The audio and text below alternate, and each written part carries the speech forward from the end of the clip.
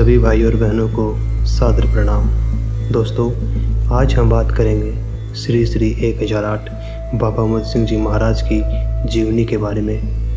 बाबा अमृत सिंह जी महाराज, जिनके दर पर आज भी भक्तगण बड़ी संख्या में सर झुकाते हैं। तपस्वी वैरागी संत महात्माओं में बाबा अमृत सिंह जी महाराज का नाम श्रद्धा, विश्वास और प्रेम के साथ लिया जाता है, जिन्होंने गृहस्थ आश्रम में रहकर भी सादगी एवं उच्च कोटि के आयाम स्थापित किए। जीवन काल में ही कर्मयोगी एवं भक्त योगी की भूमिका बखूबी निर्वाहन की। बुहाना नगर के धनी बाबा अमृत सिंह जी महाराज का जन्म 19वीं शताब्दी में तहसील बुहाना, जिला झुंझुनू, राजस्थान में हुआ। तंवर वंश में जन्मे बाबा अमृत सिंह जी महाराज के पिताजी का नाम गुलजी सिंह तंवर था। मध्यम वर्गीय परिवार में जन्मे बाबा अमृत सिंह जी महाराज बचपन से ही निष्ठावान एवं मेहनती रहे। साथ ही साथ उनके मन में जीवों के प्रति दया का भाव भी था। अपने जीवन काल में बाबा अमृत सिंह जी महाराज ने कभी भी किसी भी व्यक्ति के साथ आर्थिक, सामाजिक, रंग रूप, जात पात आदि के स्तर पर कभी भी कोई भेदभाव नहीं किया। वो छोटे से छोटे जंतु से लेकर महाबलशाली व्यक्तित्व तक के सभी व्यक्ति को परमात्मा की संतान मानते थे। उनका मानना था कि संसार में मौजूद सभी चीज़ें नश्वर हैं। चाहे कोई भी व्यक्ति कितना भी बलशाली या फिर धनवान ही क्यों न हो, प्रत्येक व्यक्ति को एक न एक दिन उस परमात्मा के घर जाना ही होगा। बाबा अमृत सिंह जी बचपन से ही अंतर्मुखी, दृढ़ एवं प्रभु के अनुरागी थे। उनके हृदय में प्रभु के प्रति असीम अनुराग था। वो अपने मन में मस्त रहते थे। ना कहूँ से दोस्ती और ना कहूँ से बैर। जीवन गुजरता जा रहा था। वो एक सामान्य कृषक थे। दिन भर खेती बाड़ी का काम किया करते थे। किसी समय बाबा के मन में भक्ति का भाव अंकुरित हुआ। उनके मन में जीव और ब्रह्मा का रिश्ता, लोक प्रलोक, आदि अनादि, पुनर्जन्म और मोक्ष, पाप पुण्य, धर्म अधर्म के अनेकों प्रश्न चलने लगे। उनके हृदय में भक्ति की भावनाएं हिलोरे मारने लगी। दिनों दिन उनकी जिज्ञासाएं बढ़ती जा रही थी। उनको एक ऐसे योग्य गुरु की तलाश थी जो उनके समस्त प्रश्नों का समाधान कर सके। परमात्मा ने वो रास्ता एक गाय के बहाने दिखा दिया। वे अपनी एक गाय से बेहद प्रेम किया करते थे। एक बार वो गाय किन्हीं अन्य गायों के साथ साथ पूर्व दिशा की तरफ चलती गई और 2 दिन तक वापस नहीं आई। बाबा अमृत सिंह एवं उनके परिवार वालों ने गाय को काफ़ी ढूंढा, लेकिन वो कहीं भी नहीं मिली। बाबा बेचैन हो उठे। बाबा ने गाय के प्रेम में 2 दिन तक खाना पीना तक नहीं खाया और उसके बाद वे स्वयं गाय को ढूंढने के लिए निकल पड़े। गाय ढूंढते ढूंढते वे जयपुर, हरियाणा स्थित संत माधोदास जी के आश्रम तक जा पहुँचे। जयपुर के आश्रम में माधोदास जी का मुखमंडल पूर्णिमा के चांद के समान लग रहा था। संत माधोदास जी के तेजस्वी मुख एवं भक्ति से सराबोर सदातुल्य प्रवचन ने बाबा अमृत सिंह जी को तर्प कर दिया। उनकी भक्ति, वैराग्य और साधना के बारे में विस्तृत व्याख्या से परमानंद की प्राप्ति हुई। आश्रम में शुद्ध वातावरण और सत्संग के प्रभाव से मन में असीम सुख की अनुभूति हुई। माधोदास जी ने बाबा अमृत सिंह जी से पूछा, बच्चा कहाँ से आए हो?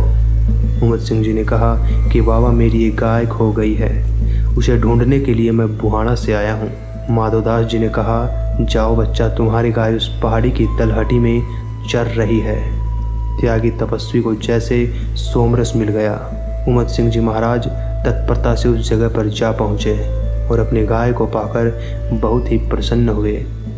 अमृत सिंह जी का हृदय बाबा माधोदास जी के प्रति श्रद्धा से परिपूर्ण हो गया। उनको लगा कि अब मेरी तलाश पूरी हो चुकी है। उन्हें मन के मुताबिक एक परम गुरु मिल गया है। वे नित्य जयपुर जाने लगे। कुछ समय उपरांत उन्होंने माधोदास जी को अपना गुरु मान लिया। बाबा ने भक्ति की कठिन राह पकड़ी। गुरु माधोदास जी की सेवा में उन्हें आत्मिक आनंद मिलता था। गुरु की भक्ति ही जैसे उनके जीवन का उद्देश्य बन गया था। बाबा खेती बाड़ी का काम किया करते थे। उन दिनों खेतों में बहुत सारी झाड़ियाँ उगती थी। बाबा प्रतिदिन 100 झाड़ काट देते थे। दिन भर जी तोड़ मेहनत करके और सायंकाल पैदल ही दूध लेकर जयपुर जाते और अपने गुरु को दूध पिलाकर उनकी सेवा कर वापस रात्रि में ही लौट आते थे। दिन भर गृहस्थी का कार्य करने के उपरांत रात्रि काल में गुरु सेवा में जाना बाबा का प्रतिदिन का नियम बन गया था। त्रेता युग के महाराज जनक की तरह गृहस्थी में रहकर भक्ति की राह पर चलने वाले बाबा अमृत सिंह जी की भक्ति भी उच्च कोटि की रही। वे गुरु की खिदमत में हमेशा मस्त रहते थे। प्रभु के प्रति लगन देखकर माधोदास जी ने अपनी सारी साधना और सारा आध्यात्मिक ज्ञान शिष्य उमत सिंह जी पर उड़ेल दिया। कुछ समय में ही शिष्य उमत सिंह जी एक साधक बन गए।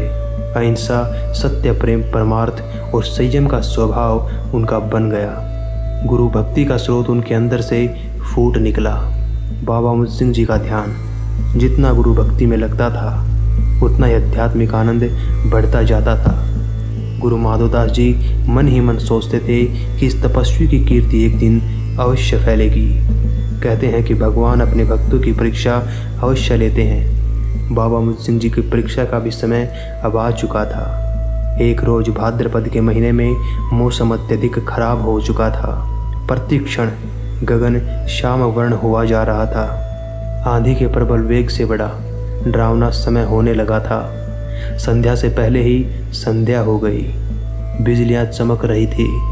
वायुमंडल में मेघराज की सेनाएं उमड़ रही थी। ऐसा लग रहा था कि मानो पर्वतों में कोई घोर संग्राम छिड़ गया हो।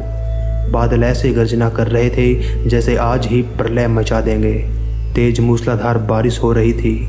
ऐसा लग रहा था कि मानो बादल आज के बाद कभी नहीं बरसेंगे। खराब मौसम की परवाह किए बगैर निश्चित समय पर बाबा अमृत सिंह जी दूध लेकर अपने गुरु दर्शन के लिए चल पड़े। परिवार वालों ने रोकने की बहुत कोशिश की कि आज मौसम बहुत खराब है, आज मत जाओ, एक दिन न जाने से कुछ नहीं होगा। खराब मौसम और अपने परिवार की टोका टोकी से उनके अपने गुरु की दर्शनोत्कंठा और भी प्रबल हो उठी। गुरु का परम भक्त अपने भक्ति भाव से विचलित नहीं हुआ। बाबा अमृत सिंह जी चल पड़े। उजाले ने अंधकार में मुंह छिपा लिया था। ठंडी तेज वायु के थपेड़े शरीर की हड्डियों में चुभते जा रहे थे। तूफान शांत होने का नाम नहीं ले रहा था। मूसलाधार बारिश के कारण जल का स्तर बढ़ रहा था। घुटनों तक पानी आ चुका था। चारों ओर अंधकार छाने पर भी अदम्य उत्साह से बाबा चले जा रहे थे, क्योंकि बाबा के मन में गुरु के प्रति अपार श्रद्धा थी। प्रकृति बाबा को अपने मार्ग से विचलित कर कड़ी से कड़ी परीक्षा लेना चाहती थी। यह स्थिति ठीक वैसे ही थी जब कृष्णाष्टमी के दिन वासुदेव जी मथुरा कारागार से भगवान कृष्ण को लेकर नंदगांव जा रहे थे। प्रकृति का रौद्र रूप, यमुना का उफान, कोई भी सामान्य आदमी ऐसी विकट स्थिति में प्रकृति से दो दो हाथ करने की हिम्मत नहीं कर सकता। लेकिन बाबा अमृत सिंह जी गुरु की लगन में प्रकृति की परवाह किए बगैर चलते गए। चलते चलते गुरु आश्रम तक जा पहुँचे। बाबा अमृत सिंह जी भक्ति की कसौटी पर खरे उतरे। गुरुवर माधोदास अपने शिष्य का काफ़ी देर तक इंतजार करने के बाद यह सोचकर कि मौसम बहुत ख़राब हो रहा है, आज उम्दा नहीं आएगा, कुटिया का दरवाज़ा बंद करके सो गए।